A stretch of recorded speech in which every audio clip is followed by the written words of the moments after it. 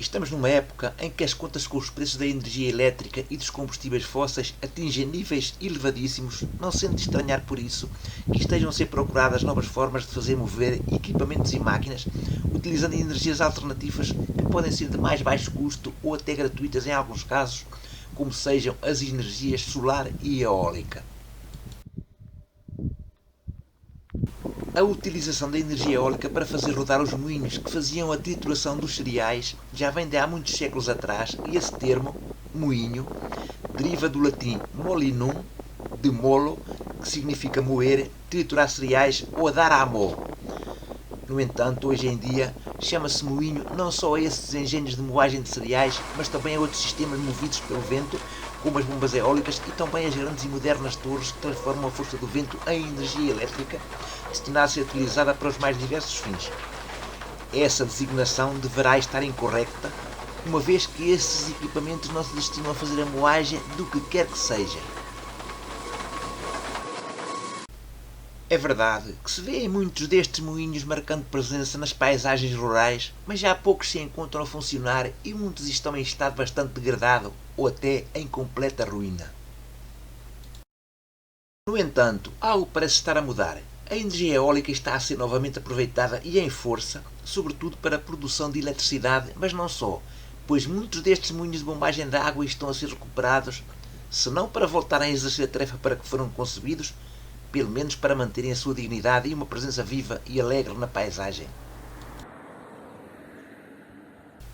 A confirmar este renascer dos moinhos de bombagem de água está o facto de estarem a ser instalados instrumentos destes novinhos em folha, o que quer dizer que estas velhas tecnologias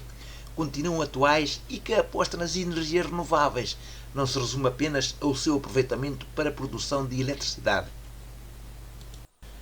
Entre essas máquinas, a que por vezes se dá a designação de moinhos, estão os chamados moinhos de bombagem de água americanos e dos quais se vêem imensos nas zonas rurais, destinados a fazer a elevação da água dos poços através de uma bomba de sucção que é acionada pela turbina metálica instalada normalmente numa torre em ferro.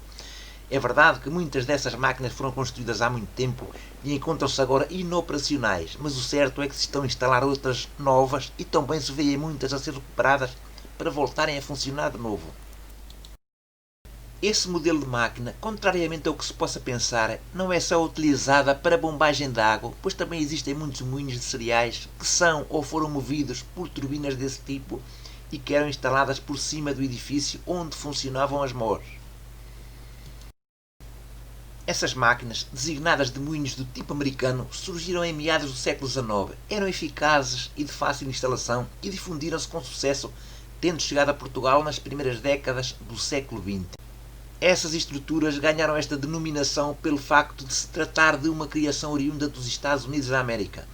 Foram muito importantes no desenvolvimento rural do novo continente e essa importância atravessou mares e fronteiras, fazendo parte da história da agricultura desse e de outros países.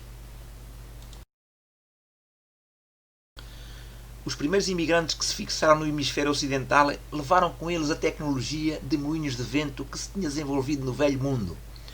Os moinhos do tipo americano tinham o mesmo projeto básico dos moinhos de vento utilizados na Europa. Essas máquinas de vento inicialmente eram construídas com uma mistura de madeira e metal e, tipicamente, tinham 4 grandes lâminas de madeira que convertiam a força do vento em movimento rotativo que era utilizado para vários fins, entre os quais se incluía a moagem de cereais para a sua transformação em farinha. Os moinhos de vento de estilo europeu eram caros de construir e requeriam uma atenção constante para assegurar o seu bom funcionamento. Por isso foi necessário desenvolver novas máquinas, mais práticas e bastante diferentes na aparência.